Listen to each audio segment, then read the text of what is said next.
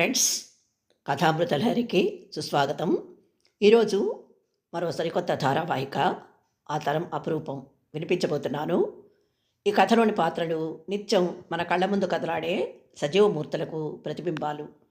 అందుకే వీక్షకుల హృదయాలకు హత్తుకునేలా సహజ రూపకల్పన చేయడం జరిగింది.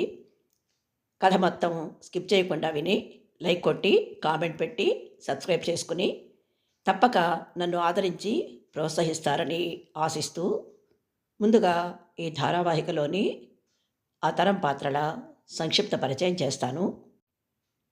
ఎగుడు దిగుడు దారిలో ఎడ్లబండిలా సాగే మధ్యతరగతి బ్రతుకు పయనంలో ప్రతి కుదుపు ఆ రెండు హృదయాలను దగ్గరికి చేర్చి ఒకరినొకరు హత్తుకునేలా చేసింది.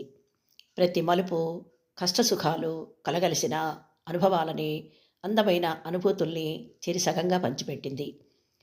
అమృతోపమానమైన వాళ్ళ ఆనంద మాధుర్యానికి మరి ఏ ఆడంబరాలు, ఐశ్వర్యాలు సాటి రాలేదు. ఆ ఇంట్లో ఏసీలు, కలర్ టీవీలు ఏవీ లేవు.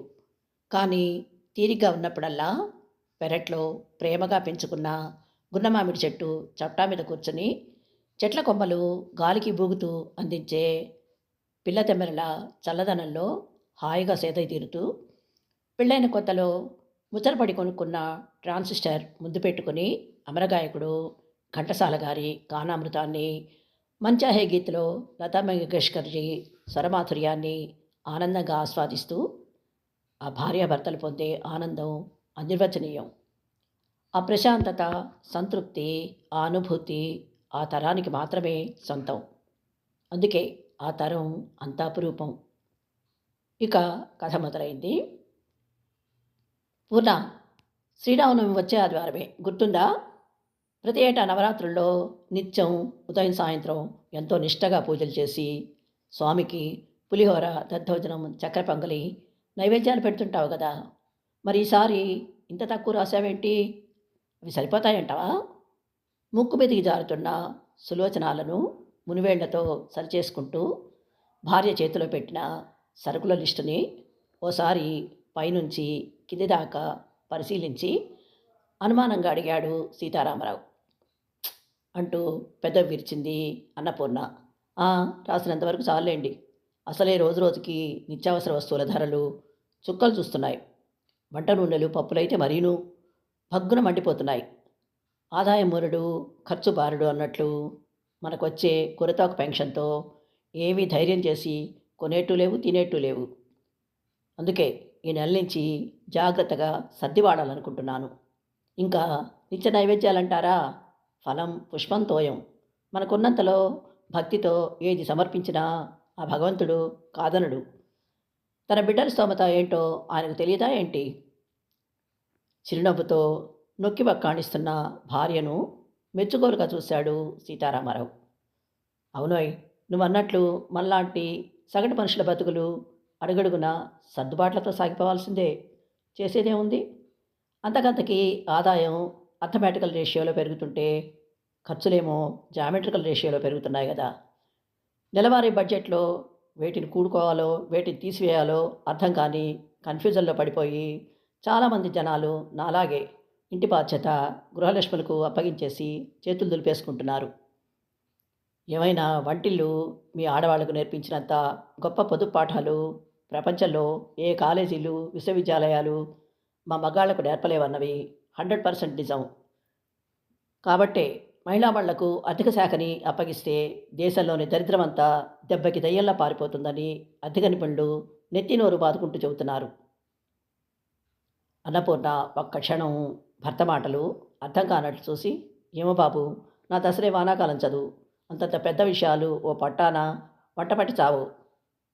మంచం ఉన్నంతవరకే కాళ్ళు ముడుచుకోవాలని, ఉన్న రోజు బోర్లించుకొని లేని రోజు ఎవ్వరిని దేబరించకూడదని మాత్రం తెలుసు అని అంతటితో ఊరుకోకుండా, మా ఆడవాళ్లకున్నంత జాగ్రత్త, ముందు చూపు మీ మగ మహారాజుల మట్టి బుర్రలకు ఉండదుగాక ఉండదులేండి అంటూ ముక్తాయించింది. భార్య మాటలకు సీతారామరావు ఉడుక్కుంటూ, మమ్మల్ని మరీ అంత తీసి పారేకోయ్. నీకు విషయం తెలుసా? మగాళ్ల మెదడు సైజు దబ్బకాయ ఎంతైతే ఆడవాళ్ళది నిమ్మకాయ అయితే ఉంటుందట. వెక్కిరింతగా అన్నాడు. అవునా? అయితే మెదడు సైజుకి, బుర్రలో తెలివితేటలకు అస్సలు సంబంధమే లేదన్నమాట. బయట కొంగు నోటికి అడ్డం పెట్టుకొని వచ్చే నవ్వును బలవంతాన ఆపుకునే ప్రయత్నం చేసింది అన్నపూర్ణ. సీతారామరావు ఒక్క క్షణం తెల్లబోయి చూసి వెంటనే తేలిగ్గా నవ్వేస్తూ, బాప్రే, మీ ఆడవాళ్ళు మాటల మాంత్రికురాళ్ళు సుమి. మీతో వాదించి నెగ్గడం చాలా చాలా కష్టం. అంతకంటే ఓటమి ఒప్పుకోవడమే బెటరు. సర్లే, ఆ సంచి ఇలాచి తలుపేసుకో, కిరాణా షాప్ దాకా వెళ్ళొస్తా అంటూ సైకిల్ బయటికి తీశాడు. ఇలాంటి వాదనలు, గిల్లికజ్జాలు ఆ భార్యాభర్తలిద్దరికీ ప్రతిరోజు పరిపాటే. కాకపోతే అవి చిలికి చిలికి గాలివానలై చెలరేగకుండా చిలిపితరపు మబ్బులు కురిపించే చల్లచల్లటి చిరుజల్లుల్లా ఇలా వచ్చి అలా సమసిపోతూ ఉంటాయి. అన్నపూర్ణ గేటు వరకు వచ్చి భర్తను చిరునవ్వుతో సాగనంపి పెరట్లో తీగ మీద ఆరేసిన బట్టల్ని ఒక్కొక్కటే తీసి మడత పెడుతూ, ఆయన ప్యాంట్లు షర్ట్లు పాతబడిపోతున్నాయి, 2 జతలు కొనుక్కోమని ఎన్నిసార్లు చెప్పినా ఏదో ఒక ఖర్చు సాకుగా చూపించి వచ్చే నెలంటూ వాయిదాలు వేస్తూనే ఉంటారు. నేనంటే ఇంటి పట్టున ఉండేదాన్ని కాబట్టి ఎలా ఉన్నా పర్వాలేదు, కానీ తను ఎప్పుడు ఏదో పని మీద బయటికెళ్ళే మనిషి కదా, పాత బట్టలు వేసుకోవడం బాగోదు. ఈ నెల ఎలాగైనా సరే నేనే షాప్కు తీసుకెళ్ళి 4 మంచి డ్రెస్సులు కొనిపించాలి అనుకుంటూ మడత పెట్టిన బట్టలు బీరువాలో సర్దేసొచ్చి భర్త రాక కోసం ఎదురు చూస్తూ కూర్చుంది. కథ విన్నారు కదా. ఈ ఎపిసోడు ఇంతటితో ముగిస్తున్నాను. త్వరలో మరో మంచి ఎపిసోడ్తో మీ ముందుంటాను. అంతవరకు సెలవు. Thank you.